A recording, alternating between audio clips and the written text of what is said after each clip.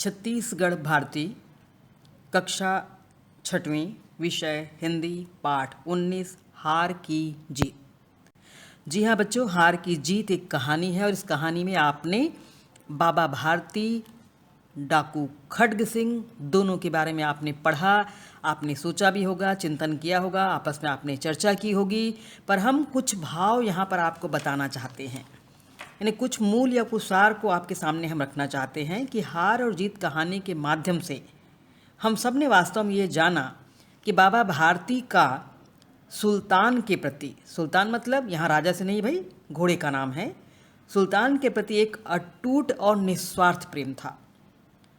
वे सुल्तान की देखभाल जानवर समझकर नहीं करते थे या दायित्व समझकर नहीं करते थे, बल्कि एक पुत्रवत स्नेह से बंधकर करते थे।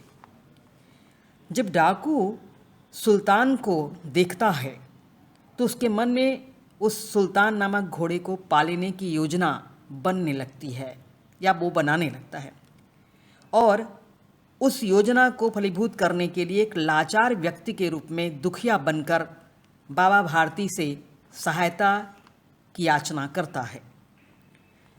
जब बाबा भारती उसे एक गरीब लाचार व्यक्ति समझकर घोड़े पर बैठा देते हैं तो वह असली रूप में आ जाता है और घोड़ा लेकर उड़नछू हो जाता है या जाने लगता है, और यह भी कहता है कि यह घोड़ा उसे नहीं देगा। बाबा भारती इस पर कहते हैं कि मुझे घोड़े के बारे में बात करनी नहीं है, पर मेरी एक प्रार्थना यह है कि इस घटना को किसी के सामने प्रकट न करना।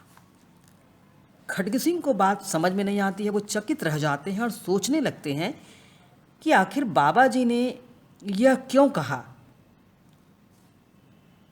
बहुत सोचते हैं, उन्हें समझ में बात नहीं आती। अंत में बाबा जी से वो पूछते हैं, तब बाबा जी कहते हैं कि यदि इस घटना का पता लोगों को चल गया तो इस दुनिया में कोई भी व्यक्ति किसी गरीब पर विश्वास नहीं करेगा।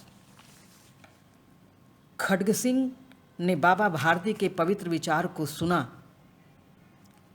विचार मग्न भी हुए, मनन किया होगा, उन्होंने चिंतन किया होगा। एक व्यक्ति किसी के लिए इतने विचार यानी इतने सुंदर और उच्च विचार कैसे रख सकता है। उसने शायद स्वयं से तुलना की होगी कि एक तरफ बाबा जी हैं जो संपूर्ण प्राणी जगत के लिए इतने उच्च विचार रखते हैं, और मैंने क्या किया, मैंने एक वर्ग का सम्मान ताक पे रख दिया। गरीबों के लिए मैंने एक उनके सम्मान पर चोट पहुंचाने का मैंने काम किया। और इस तरह से वो सोचने लगता है कि गरीब शायद डाकू नहीं हो सकते, डाकू ही किसी को लूटने का काम कर सकते हैं।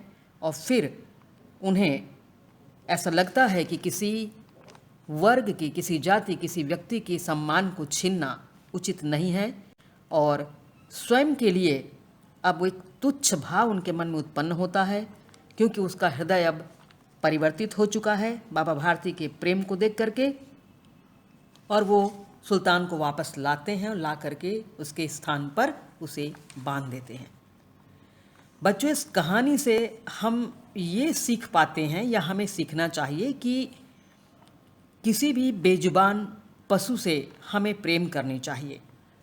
हमारे आसपास घायल, बीमार, लाचार, चाहे वो पशु पक्षी हो, चाहे वो इंसान हो, यथासंभव उसकी सेवा शुश्रूषा निस्वार्थ रूप से करनी चाहिए, क्योंकि यह सच है कि यदि व्यक्ति निस्वार्थ रूप से किसी का स्नेह या किसी से स्नेह या प्रेम रखता है तो उसका परिणाम निश्चित तौर से मधुर फलदायी ही होगा।